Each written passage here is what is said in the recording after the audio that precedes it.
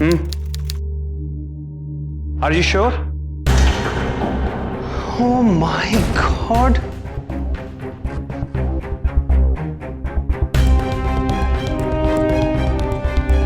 क्या हुआ सुबोध, तुम इतना परेशान क्यों हो? कीर्ति, मैंने जिस कंपनी के शेयर में अपने सारे पैसे इन्वेस्ट किए थे वो कंपनी बोगस निकली। We lost everything, कीर्ति। सुबोध देखो, तुम टेंशन मत लो, मेरी सेविंग्स, मेरी एफडीज है ना। कीर्ति, मैंने तुम्हारी सेविंग भी इन्वेस्ट कर दी। ओह गॉड, सुबोध तुम्हें कम से कम एक बार मुझसे पूछना तो चाहिए था। कीर्ति, आई वॉज सो कॉन्फिडेंट। नहीं, मेरे साथ ही ये सब क्यों हुआ? कीर्ति, अब हम क्या करेंगे? हमारे पास कुछ नहीं बचा। नहीं सुबोध, ऐसा नहीं है। ये घर है हमारे पास। सुबोध, हम ये घर बेच देंगे और कोई छोटा सा घर ले लेंगे। नहीं कीर्ति, हम ये घर नहीं बेचे। ये घर तुम्हारे पेरेंट्स की आखिरी निशानी। मेरा एक दोस्त है दिल्ली में, मैं उससे लोन की बात करता हूँ। मुझे अभी दिल्ली जाना पड़ेगा कीर्ति।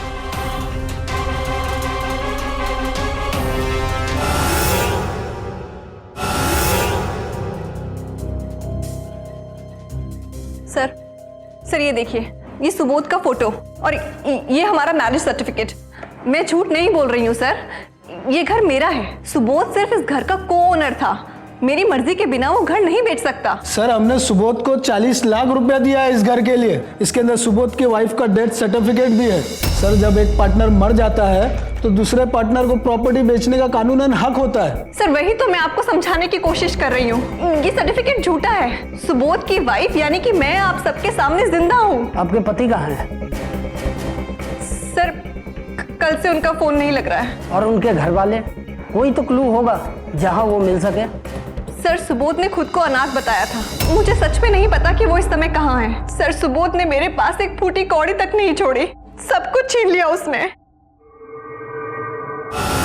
प्यार और भरोसा रिश्तों की नींव है, लेकिन अफसोस धोखा भी वहीं मिलता है जहां विश्वास होता है। आज के दौर में जहां इंसानियत लगभग खत्म होती जा रही है और जहां भी नजर दौड़ाइए ऐसा लगता है कोई ना कोई हमें धोखा देने के लिए तैयार खड़ा है। यह तय करना मुश्किल हो जाता है कि किस पर विश्वास करें, किसे अपना माने। कीर्ति जैन का पति उसकी सारी संपत्ति बेचकर सारे पैसे अपने साथ लेकर फरार हो गया। इस तरह के पेशेवर अपराधी कभी भी अपनी करतूतों से बाज नहीं आते हैं। लिहाजा यह तो तय था कि अब यह शख्स किसी और शहर में एक अलग पहचान बनाकर किसी और को धोखा देने की कोशिश जरूर करेगा। लेकिन सवाल यह था कि कौन होगा उसका अगला निशाना।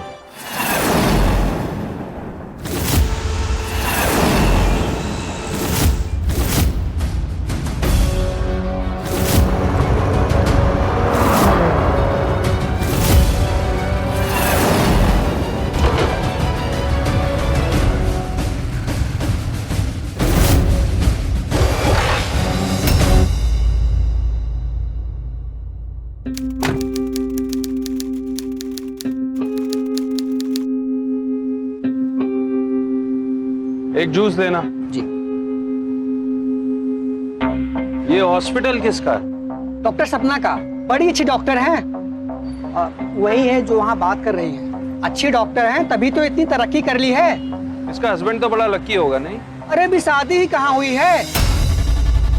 एक माँ है और अपने ही कमाई से अपना घर भी खरीदा है।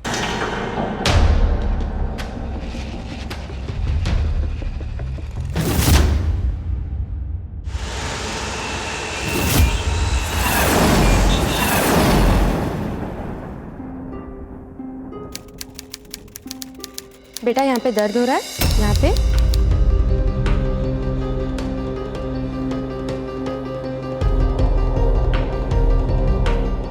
बच्चे के टीके का कोर्स पूरा किया है? नहीं डॉक्टर साहब। लेकिन सरकारी डिस्पेंसरी में तो मुफ्त में लगते हैं। मैं कुछ दवाइयाँ लिख देती हूँ, बस उसे टाइम पर लेते रहना। ठीक है डॉक्टर, आप बच्चे का पूरा कोर्स कीजिए और जो भी खर्चा होगा मैं भिजवा दूँ।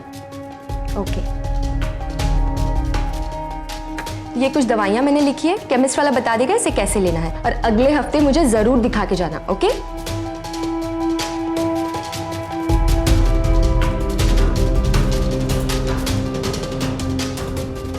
इससे केमिस्ट से दवाई ले लेना और जो पैसे बचे उससे घर का राशन। भगवान आपका भला करे। अरे इसकी जरूरत नहीं। डॉक्टर आपकी फीस? It's okay. आप इतनी चैरिटी कर रहे हैं तो थोड़ी बहुत मुझे भी कर लेने दीजिए। Thank you. Everything is fine, but medicine को 1 वीक तक कंटिन्यू रखिए।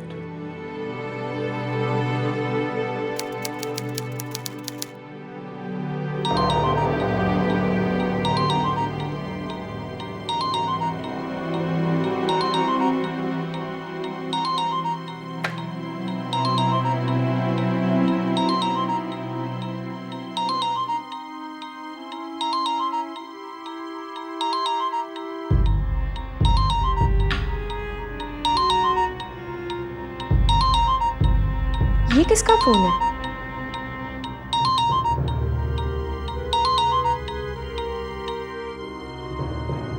हेलो, जी ये मेरा फोन है। जान सकता हूँ किससे बात कर रहा हूँ? मैं डॉक्टर सपना बोल रही हूँ। ओह डॉक्टर सपना, मैं विवेक, एक गरीब औरत के बच्चे को इलाज के लिए लाया था ना आज। ओ, आप मुझे बता दीजिए कि आप कहाँ हैं, मैं प्यून के हाथों आपका फोन भिजवा देती हूँ। देखिए आप तकलीफ मत उठाइए, मैं यहीं अपने घर गोमती नगर में हूँ, मैं खुद शाम को आकर ले जाऊंगा। मैं भी वहीं रहती हूँ। अच्छा, व्हाट अ कोइंसिडेंस। आप एक काम कीजिए, आप मुझे अपना एड्रेस दे दीजिए। ओके।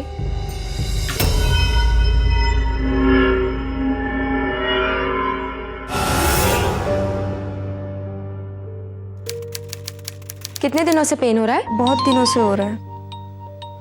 यहाँ पे भी हो रहा है? जी हाँ। 1 मिनट। हाँ,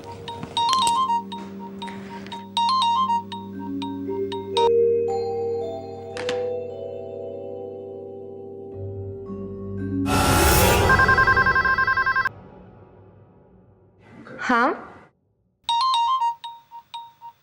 I'll call back। क्या?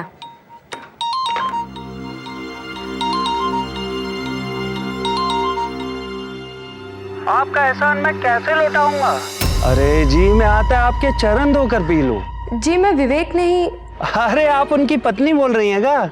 नहीं नहीं, मैं उनकी पत्नी नहीं बोल रही हूँ। एक्चुअली विवेक जी ना अपना फोन मेरे हॉस्पिटल में भूल गए। अरे हम तो भूल गए थे, वो कुंवारे हैं। उन्होंने हमारी बहन की शादी कराकर जो हम पर एहसान किया है, उसके लिए धन्यवाद क्या दीजिएगा। जी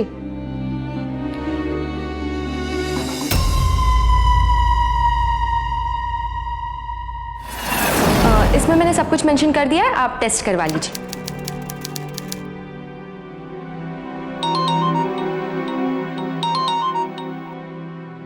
हेलो, गैर होके भी आपने हमारे बेटे की फीस भरी। आपका शुक्रिया अदा करने के लफ्ज नहीं हमारे पास। आप इंसान नहीं, फरिश्ते हैं विवेक जी। देखिए विवेक जी अपना फोन मेरे हॉस्पिटल में भूल गए, आप प्लीज उन्हें रात में कॉल करिए। ये आदमी है या चलता फिरता एनजीओ?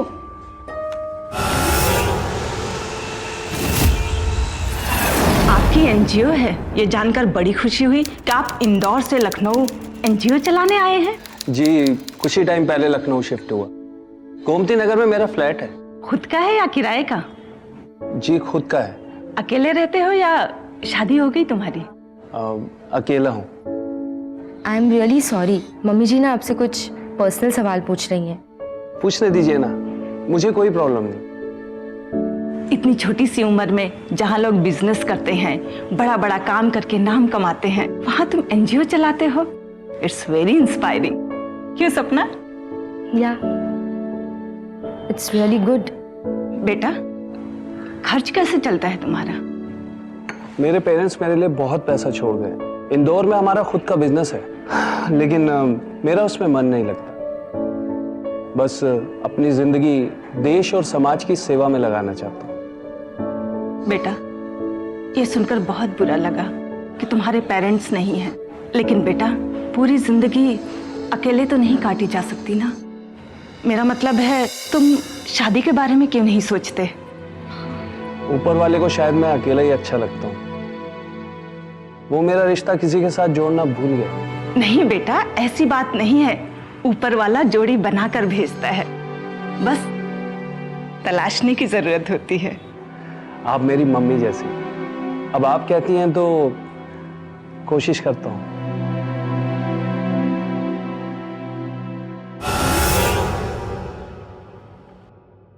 किससे चैटिंग कर रही है? बॉयफ्रेंड? मम्मी आप जानते हो ना मेरा कोई बॉयफ्रेंड नहीं है। विवेक के बारे में क्या ख्याल है? अम्मा आप ना अपने बेकार के थॉट्स अपने पास ही रखिए। आपकी बेटी इतनी फ्री नहीं है। मुझे ना मेरी लाइफ में बहुत काम है और बाकी चीजों के बारे में मुझे नहीं सोचना है। हमेशा काम काम काम। देख बेटा, एक बार तू शादी के लिए हाँ कह दे, फिर जो तू कहेगी मैं करूंगी। मम्मी, आप विवेक से सिर्फ एक बार मिली हैं और एक मुलाकात में आपने ये तय कर लिया कि आपकी बेटी की शादी उससे होनी चाहिए। दिल के फैसले दिमाग से नहीं लेते। अब उसके कैरेक्टर के बारे में तू खुद ही देख ले। जो इतने गरीबों की मदद करता है वो बुरा तो नहीं हो सकता। तो आप क्या चाहती हैं मम्मा, कि मैं विवेक से जाके ये कहूँ कि आप बहुत अच्छे इंसान हो, मुझसे शादी कर लो? नहीं बेटा, विवेक तुम्हें बहुत पसंद करता है। तुम्हारी ये मुलाकात दोस्ती से प्यार, प्यार से शादी में जरूर बदल सकती है। आपको कैसे पता मम्मा कि विवेक मुझे पसंद करता है? एक्सपीरियंस। वो जिस तरह से तुम्हें देख रहा था, तुमसे बातें कर रहा था, सब मैंने पढ़ लिया। जबलपुर में अपना नाम सुबोध बताने वाला यह शख्स वहां से अपनी पत्नी को धोखा देकर भाग आया था और अब ये अपना नाम विवेक बता रहा था। हैरत की बात तो यह थी कि इस शख्स की असली पहचान और उसका असली नाम किसी को भी पता नहीं था। खुद को विवेक बताने वाला यह बहरूपिया अब काफी हद तक अपने इरादों में कामयाब हो चुका था, क्योंकि कुछ ही महीनों की मुलाकातों के बाद सपना की मां ने विवेक के साथ सपना की शादी करवा दी। इस ठग की झूठी बनावटी बातों से आकर्षित होकर सपना और उसकी मां बहुत बड़ी भूल कर चुके थे, इस बात से अनजान कि आने वाला समय उनके लिए कितना खतरनाक साबित होने वाला था। कीर्ति के बाद अब यह ठग सपना को धोखा देने की साजिश रच रहा था। सवाल यह था कि क्या सपना और उसकी मां इस अपराधी की धोखाधड़ी का शिकार बनने से खुद को बचा पाएंगी, या फिर यह अपराधी यहां भी अपने मंसूबों में कामयाब हो जाएगा? क्या होने वाला था आगे?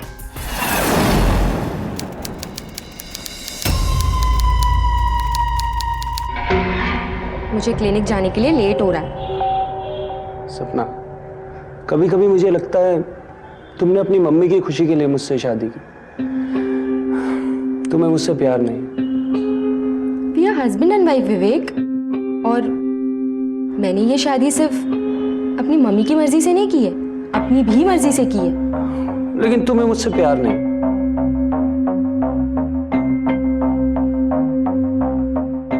करती हूँ ना विवेक, तुम एक बहुत अच्छे इंसान हो। तुमने मुझे और मम्मी को कभी इंदौर शिफ्ट होने के लिए फोर्स नहीं किया। तुम मेरी फीलिंग्स की रिस्पेक्ट भी करते हो, and you know I love you.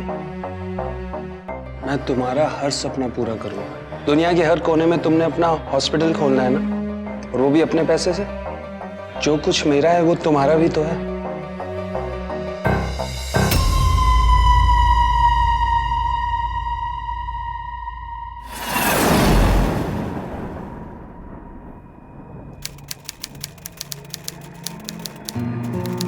Thank you so much विवेक जी। आप नहीं जानते आपका ये डोनेशन यतीम और गरीब बच्चों के कितने काम आएगा। थैंक यू सो मच, बहुत बहुत धन्यवाद।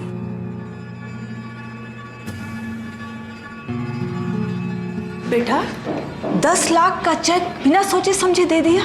मम्मी जी, मैं भी तो अनाथ हूँ, और अगर मेरे पास पैसा है तो मुझे इन लोगों का दर्द समझना चाहिए। चैरिटी करना अच्छी बात है बेटा, लेकिन ये चेक कर लेना जरूरी होता है कि कहीं तुम्हारा पैसा मिसयूज तो नहीं हो रहा। मम्मी, अगर विवेक ने कुछ किया है तो सोच समझ के ही किया होगा ना। मम्मी जी, आप बैठिए।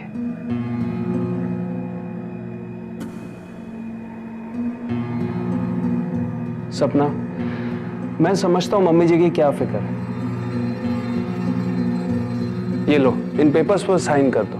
किस चीज के पेपर्स हैं ये? इनमें लिखा है कि तुम्हारी सारी प्रॉपर्टी अब मेरे नाम होगी। देखो विवेक, मजाक मत करो, बताओ क्या लिखा है इन पेपर्स में? मम्मी जी, आप खुद ही पढ़कर सुना दीजिए।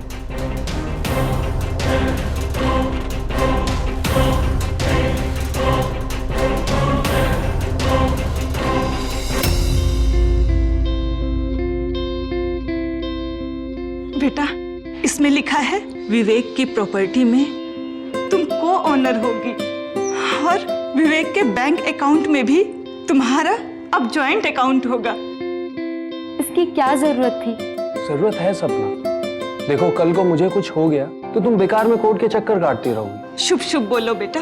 मम्मी जी, मेरे पापा कहा करते थे पेपर वर्क्स हमेशा पक्के होने चाहिए, तभी दोनों लाइफ पार्टनर का फ्यूचर सिक्योर रहता है। ये लो, साइन कर दो। लो साइन कर दो।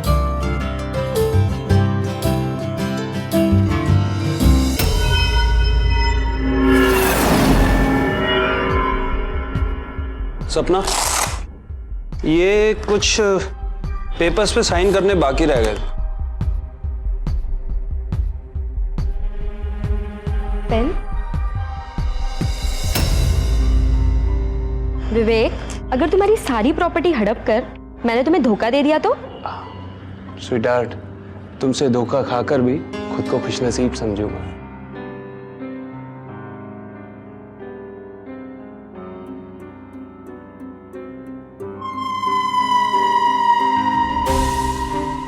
ये रहे तुम्हारे पेपर्स।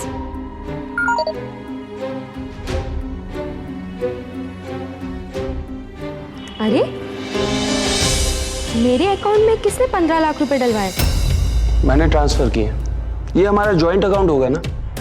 ओह यस, मैं भूल गई थी। अच्छा एक बात बताओ, तुम अपने नेट बैंकिंग का पासवर्ड चेंज करती रहती हो ना? नहीं तो?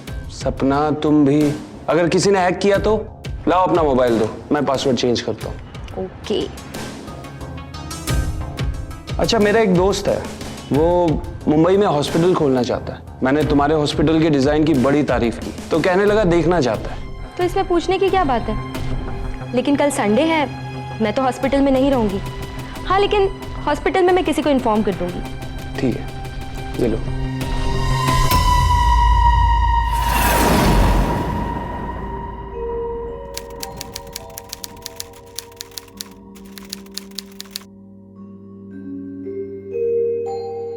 मेरी वाइफ की डेथ हो चुकी है, इसलिए सब कुछ बेचकर लखनऊ से कहीं दूर जाना चाहता हूँ। वैसे मेरी एक कोठी भी है गोमती नगर में, उसके लिए भी ग्राहक ढूंढ रहा हूँ। मल्होत्रा जी, आपने बोला था कि आप कोई घर ढूंढ रहे हैं। आप चाहो तो इनकी गोमती नगर वाली कोठी देख लो। ठीक है, कोठी देख लेते हैं, और अगर पसंद आ जाती है तो दोनों डील साथ में करते हैं। ठीक, आइए। आप लोग मेरी गाड़ी के साथ साथ आइए।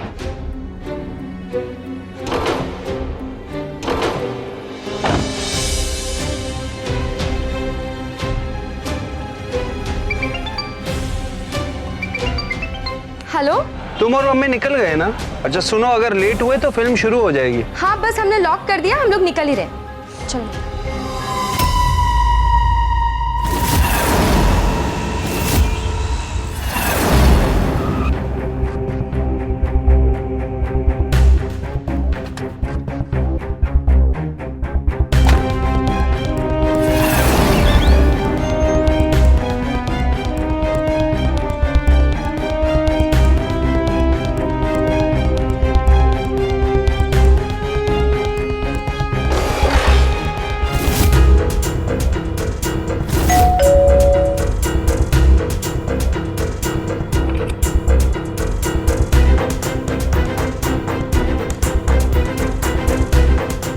पूरे 500 गज की कोठी है, एकदम प्राइम लोकेशन।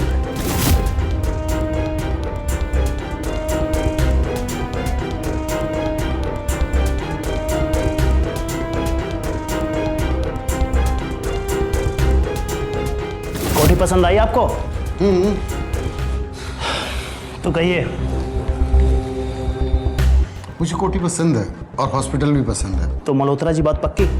कल आप विवेक को पेमेंट कर दीजिए, मैं कल पेपर्स बनवा देता हूँ। लेकिन मैं आधा पैसा कैश और आधा पैसा चेक के द्वारा देना चाहता हूँ। ठीक है, लेकिन पोजीशन आपको 3 दिन में मिलेगी। मेरे चेक बाउंस नहीं होते। वो बात नहीं है, शिफ्ट करने में 2-3 दिन तो लग जाएंगे ना। मल्होत्रा जी, आप चिंता क्यों करते हैं, मैं हूं ना। ओके, आइए। I'll see you.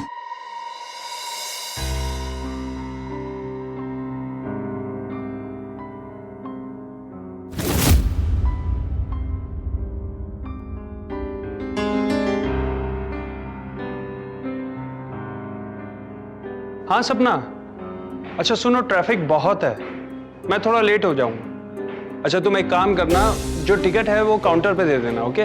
मैं आकर तुम दोनों को ज्वाइन करता हूँ, ठीक है?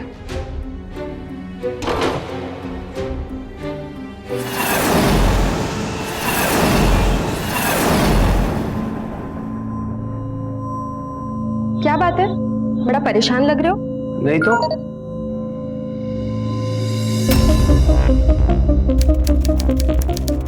किसका मैसेज आया है जो इतना खुश हो रहे हो? वो एक फ्रेंड ने जोक भेजा है। मुझे भी सुनाओ। तुम रहने दो, वाइफ पे सटायर है, तुम नहीं समझो। अच्छा, शादी को सिर्फ 2 महीने हुए हैं और तुम वाइफ्स के जोक पर हंस रहे हो। अच्छा, तुम भी तो हस्बैंड के मैसेज में हंसती होंगी। हाँ, हंसती तो हूँ। चलो, अब मुझे क्लिनिक के लिए लेट हो रहा है, मैं निकलती हूँ। मैं शाम को मिलती हूँ, okay? Okay, take care. Bye. अब मैं तुमसे कभी नहीं मिलूंगा सर।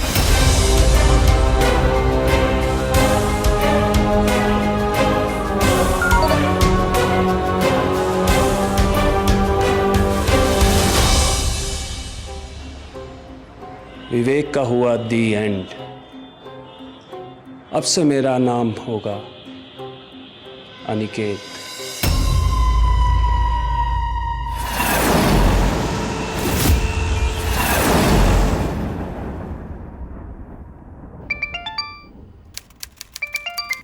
हेलो? हेलो डॉक्टर, यहाँ पर एक आदमी आया था। वो बोल रहा था कि ये हॉस्पिटल उसने खरीद लिया है। क्या? हाँ, और बहुत रूडली बात कर रहा था। अगर दोबारा आए ना तो सीधा पुलिस को फोन करना, ठीक है?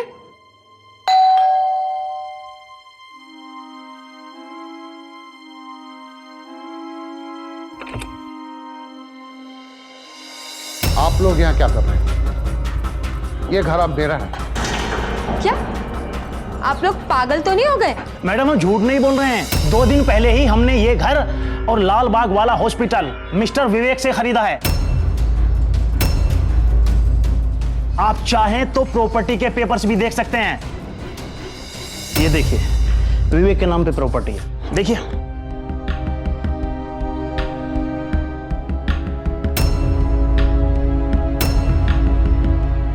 और ये रहा उसकी बीवी का death certificate.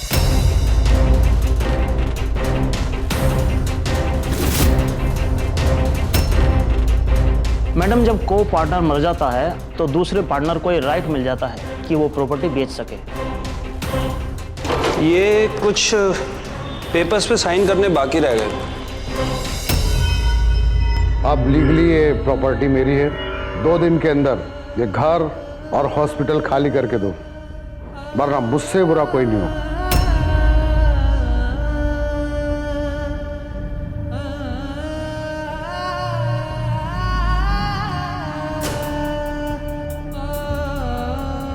The number you have called is currently not reachable. Please try again later. The number you have called is currently not reachable. Please try again.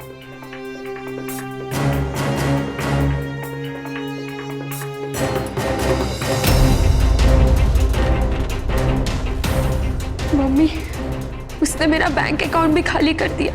क्या? कुछ नहीं छोड़ा उसने।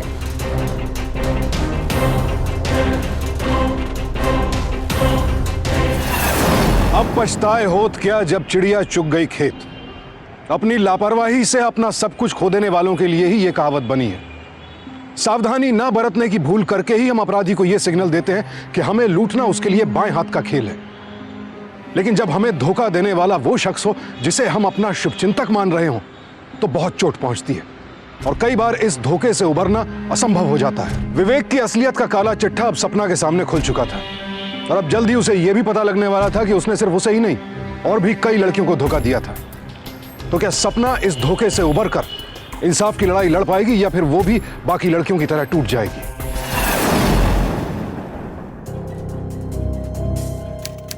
मोहतरमा, आप कभी उसके घर इंदौर गई हैं? नहीं सर। बड़ी अजीब बात है, आपकी इस बेवकूफ़ी पर हंसी भी आ रही है और तरस भी। आपने उसका बैकग्राउंड चेक किए बिना ही उससे शादी कर ली। सब मेरी गलती है, मैंने ही जल्दबाजी की। सर, ये वही है जिसे जबलपुर में सुबोध बनकर और कानपुर में गौतम बनकर लड़कियों को चीट किया। लेकिन सर, ये है कौन? देखिए, इसका असली नाम और आइडेंटिटी अभी तक ट्रेस नहीं हो पाई है। ये मैट्रिमोनियल साइट पर अपने शिकार चुनता है और अमीर लड़कियों से शादी करता है, उनका पैसा, उनकी प्रॉपर्टी बेचकर भाग जाता है। लेकिन सर, मेरा कोई प्रोफाइल नहीं है मैट्रिमोनियल साइट पर। था बेटा, मैंने बनाया था। देखिए, ये बहुत ही शातिर मुजरिम है। ये साइट के थ्रू किसी से कांटेक्ट नहीं करता है, बल्कि डायरेक्ट लड़कियों से मिलता है, उन्हें अपने प्यार में फंसाता है, उनको धोखा देता है। मुझे उम्मीद है कि आपको धोखा देने के बाद ये किसी नए शहर में नई लड़की की तलाश में निकल गया हो।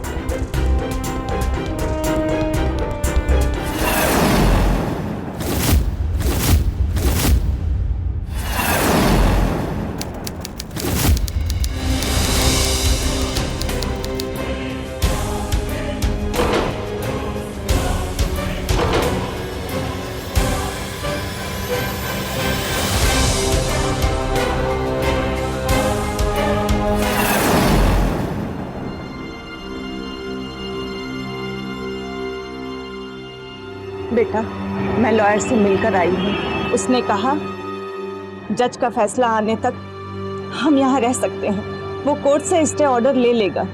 चीटर विवेक है, हम नहीं।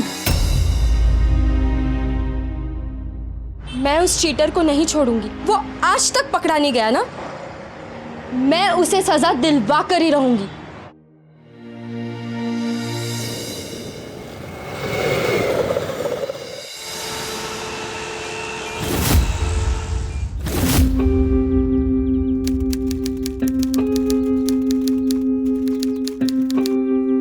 यार मजा नहीं आ रहा। इस साले मुंबई के अनिकेत, बहुत कर ली मस्ती तूने। चल अब नई मुर्गी फंसाने में लग जा।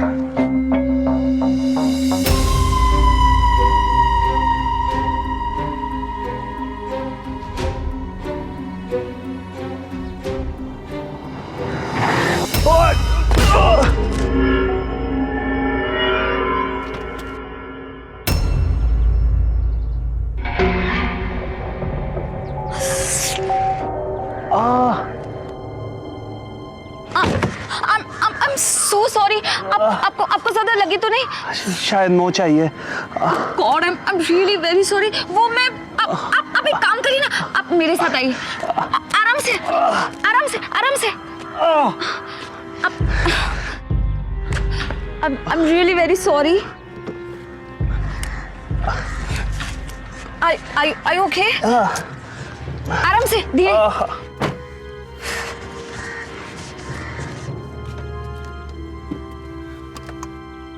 I'm so sorry। देखिए, पता नहीं कैसे आप एकदम so sorry। देखिए, मेरी वजह से आपको इतनी तकलीफ हो। Thank you. देखिए, ये स्प्रे से ना आपको बिल्कुल भी पेन नहीं होगा। पता नहीं कैसे एकदम। Excuse me. जी मेहता जी। मेहता जी, उस जमीन के 2 करोड़ बिल्कुल ठीक है। देखिए मेहता जी, आप ज्यादा सोचिए मत, बस उस जमीन के लिए हाँ कर दीजिए। जी। ये स्टेट एजेंट है क्या? नहीं सर, ये बिजनेस इनके फादर संभालते थे, लेकिन उनके मौत के बाद यही हमारे बॉस है। Oh, inexperienced business woman. Thank you. I'm really very sorry। मेरी वजह से आपको इतनी तकलीफ हो रही है। पता नहीं मैंने कैसे। आप बार बार सॉरी मत बोलिए। ये तो कोइंसिडेंस है कि आपसे मुलाकात हो गई। जी, मैं कुछ समझी नहीं। देखिए, अगर आपकी जगह कोई और होता तो मुझे बीच रास्ते पे इंजर करके छोड़ देता।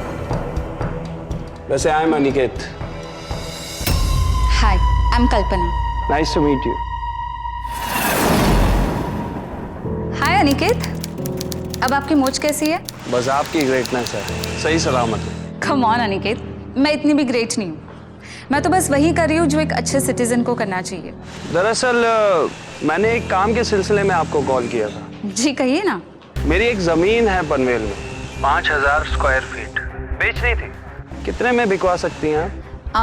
अनिकेत, उसके लिए पहले आपको मुझे वो जमीन दिखानी पड़ेगी, उसके बाद ही मैं कुछ बता पाऊंगी। ठीक है, आज शाम कैसी रहेगी?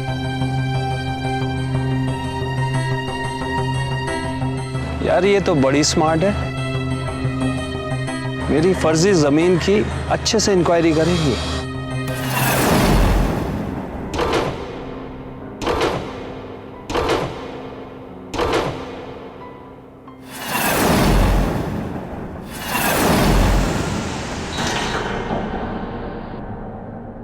इससे पहले ये मेरी जमीन की इंक्वायरी करे, मैं इसे बोल देता हूं कि मुझे ये जमीन नहीं बेचनी।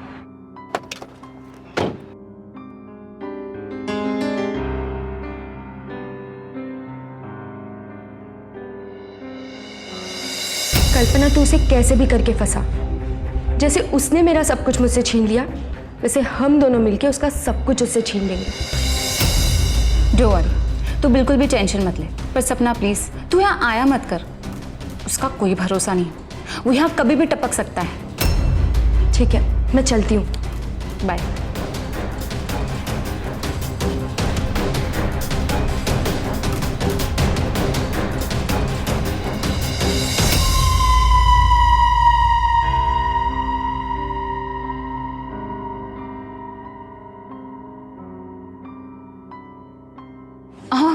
हाय अनिकेत, पेपर्स लाए हो?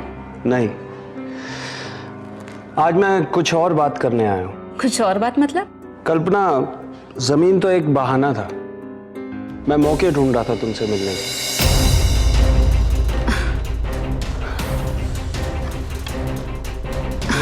अनिकेत, तुम कहना क्या चाहते हो? I like you. क्या हम शादी कर सकते हैं? शादी? देखो कल्पना, मुझे बातें घुमानी नहीं आती। जो दिल में आया सीधा बोल दूं।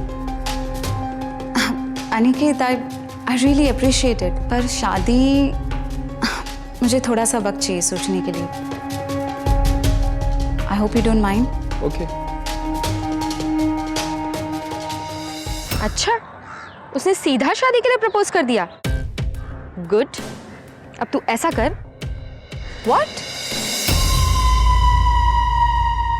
पहले सुबोध, फिर विवेक और अब खुद को अनिकेत बताने वाला यह जालसाज भांप चुका था कि कल्पना और सपना कहीं ना कहीं उसे फंसाकर उसकी असलियत सबके सामने लाने की कोशिश कर रही थी। और जब भी किसी अपराधी को यह पता चल जाता है कि उसे फंसाने के लिए चक्रव्यूह रचा जा रहा है, तब वो और खतरनाक हो जाता है। और कई बार तो खुद को बचाने के लिए किसी की जान लेने से भी नहीं हिचकिचाता है।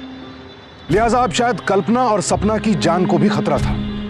तो क्या ये दोनों समय रहते इस अपराधी के इरादों को भांप पाएंगी, या फिर वो पहले से ही इस खतरे के लिए तैयार थी? अनिकेत, मुझे लगता है कि अभी कुछ दिन और हमें शादी की बात नहीं करनी चाहिए। बस कुछ दिन ऐसे ही मिलते रहेंगे। अगर हमारी केमिस्ट्री अच्छी जमी तो लेट्स सी। मतलब तुम मुझे खुद में उलझाए रखना चाहती हो? नहीं नहीं, मैं तो बस तुम्हें अच्छे से समझना चाहती हूँ। मुझे तो लगा तुम मुझे बहुत अच्छी तरह समझती हो।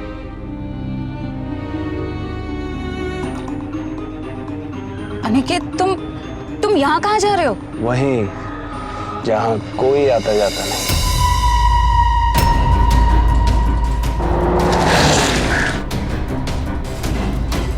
आज के बाद तुम्हें मुझसे और मिलने की जरूरत नहीं।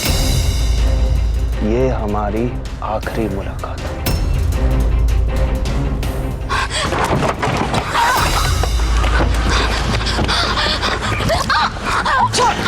छोड़ो उसे।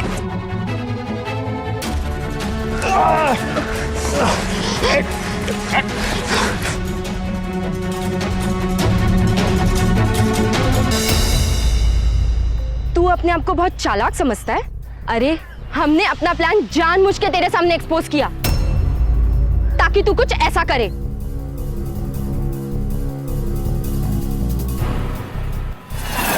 सपना, रेडी हो जा, वो आ गया। तू उसे कैसे भी करके फंसा। जैसे उसने मेरा सब कुछ मुझसे छीन लिया, वैसे हम दोनों मिलके उसका सब कुछ उससे छीन लेंगे। अच्छा, उसने सीधा शादी के लिए प्रपोज कर दिया। गुड। अब तू ऐसा कर, उसे शादी के लिए हाँ कर दे। व्हाट? लेकिन तुरंत मत करना, वरना उसे शक हो जाएगा। एक बार तू उससे शादी कर ले, उसका सारा पैसा अपने हाथ में ले ले, उसके बाद हम उसे एक्सपोज करेंगे।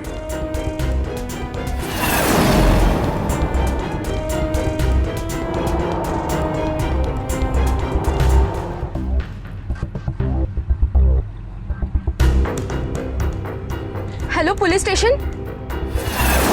मिस्टर विवेक, अनिकेत, सुबोध, तू जो कोई भी है, अब तू सिर्फ चीटिंग के लिए नहीं, अटेम्प्ट टू मर्डर के लिए जेल जाएगा। तूने कल्पना की जान लेने की कोशिश की है।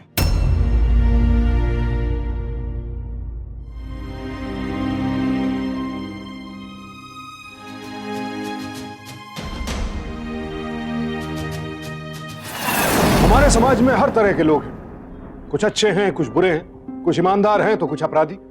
और इन अपराधियों के शिकार होने वाले कुछ लोग बेहद कमजोर होते हैं तो कुछ इतने हिम्मती कि अपने साथ हुए अन्याय के खिलाफ लड़ने से कभी पीछे नहीं हटते। सुबोध उर्फ विवेक उर्फ अनिकेत कानपुर उत्तर प्रदेश के रहने वाले इस अपराधी का असली नाम था राकेश निगम, जिसके खिलाफ धोखाधड़ी के कई मामले दर्ज थे। 7 राज्यों में अपने अपराधों को अंजाम दे चुके राकेश पर दिल्ली की 30,000 कोर्ट में मुकदमा चला और 2 महीने तक चली सुनवाई के बाद आखिरकार उसे आईपीसी के सेक्शन 420 और 307 के तहत उम्र कैद की सजा सुनाई गई। सपना के हौसले ने सिर्फ उसे ही नहीं, इस अपराधी के शिकार हुए कई अन्य लोगों को भी इंसाफ दिलवाया। सपना की हिम्मत को हमारा सलाम।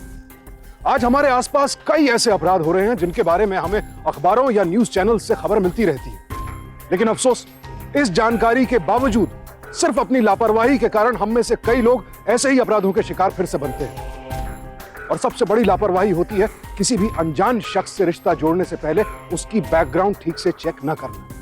तो उम्मीद करता हूं कि इस घटना से आप सब लोग सबक लेंगे और कम से कम ये भूल तो अपने जीवन में नहीं दोहराएंगे। तो सावधान रहें, सतर्क रहें, सुरक्षित रहें। इसी प्रार्थना के साथ अब मैं सुशांत सिंह आपसे विदा लेता हूं। फिर मुलाकात होगी ऐसी ही एक और सत्य घटना के साथ। देखते रहें सावधान यूपी, फाइट बैक नाउ।